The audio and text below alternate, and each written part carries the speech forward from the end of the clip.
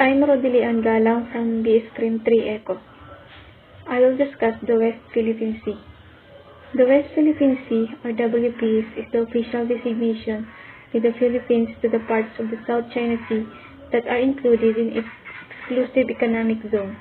The term is sometimes incorrectly used to refer to the entire South Chinese Sea, which is not covered by the WPS designation. Thousands of fisherfolk benefit from its waters, especially those coming from Ilocos region, Central Luzon, and Mimaropa. The 1982 United Nations Convention on the Law of the Sea, or UNCLOS, entered into force in 1994, and all the claimant states in the dispute had ratified it. In 1609, Hugo Grotius argued that the oceans and seas belonged to all mankind and no one nation could claim them as its own. Today, China is claiming ownership by historical right to almost 90% of the South China Sea. China's 9-dash line claim negates and thus violates the right of all states on this planet, including the Philippines, to fish in the high seas. Every coastal state is entitled as a matter of international law to a 200 nm AEC plus an additional 150 nm AEC as drawn from baselines on continental lands or islands. This legal maritime entitlement is one of the most important reasons why developing coastal states approve UNCLOS. China has always been ambiguous about the scope of its 9-dash line claim in the South China Sea. Scholars are divided whether it includes all the waters within the area, comprising almost 90% of the sea.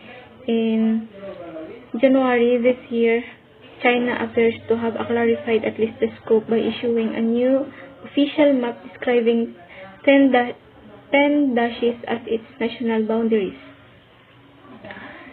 The 1982 United Nations Convention on the Law of the Sea entered into force in 1994 and governs the conflicting maritime claims in the South China Sea. It codified the then existing customary international law of the sea and created novel entitlements in favor of coastal and landlocked states.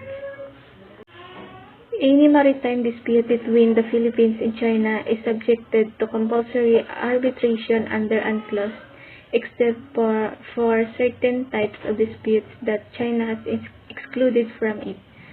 It is too early to tell to what extent the tribunal's decision will actually play a role at both regional and international levels. At the moment, however, things are moderately quiet in the South China Sea comparing to 2 years ago. In the meanwhile, Vietnam continues its land reclamation and construction of 2 large hangars on Spratly Island in response to China's construction of military facilities in the Spratlys. The UN Tribunal found that China violated the Philippines' sovereign rights in the exclusive economic zone by interfering with Philippine fishing and petroleum exploration, constructing artificial islands, and failing to prevent Chinese fishermen from fishing in the zone. It is disappointing that China did not even make an effort to attend the hearing, despite the fact that we, the Filipinos, and the Chinese have been business partners since then. As per the tribunal, China's historic rights are invalid and unreasonable. I also wish to retain the smooth relationship we Filipinos have with the Chinese.